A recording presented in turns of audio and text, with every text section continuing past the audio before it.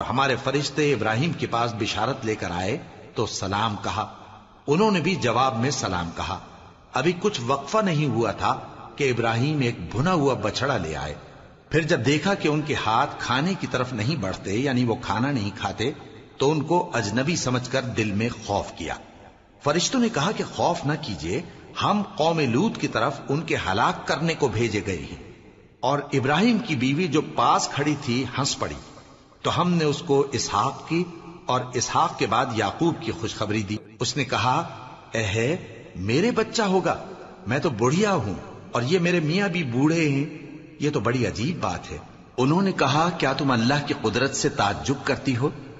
اے اہل بیت، تم پر اللہ کی رحمت اور اس کی برکتیں ہیں، وہ لائق تعریف ہے، بڑا ہے۔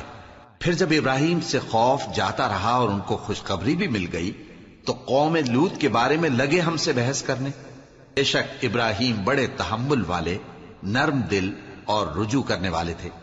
اے ابراہیم، اس بات کو جانے دو، تمہارے پروردگار کا حکم آ پہنچا ہے اور ان لوگوں پر عذاب آنے والا ہے جو کبھی نہیں ٹلنے کا۔ اور جب ہمارے فرشتے لوط کے پاس آئے تو وہ ان کے آنے سے غمناک اور تنگ دل ہوئے اور کہنے لگے کہ آج کا دن بڑی مشکل کا دن ہے۔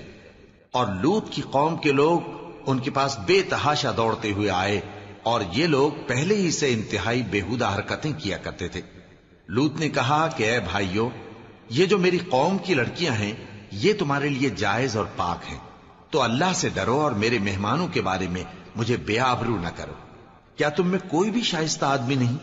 وہ بولے، تم کو معلوم ہے کہ تمہاری ان بیٹیوں کی ہمیں کچھ حاجت نہیں، اور جو ہماری غرض ہے اسے تم خوب جانتے ہو۔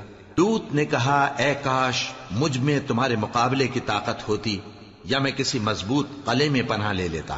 فرشتوں نے کہا، اے لوط، ہم تمہارے پروردگار کے فرشتے ہیں، یہ لوگ ہرگز تم تک نہیں پہنچ سکیں گے، تو کچھ رات رہے سے اپنے گھر والوں کو لے کر چل دو، اور تم میں سے کوئی شخص پیچھے مڑ کر نہ دیکھے، مگر تمہاری بیوی کے جو آفت ان پر پڑنے والی ہے وہی اس پر بھی پڑے گی۔ ان کے عذاب کے وعدے کا وقت صبح ہے، اور کیا صبح کچھ دور ہے؟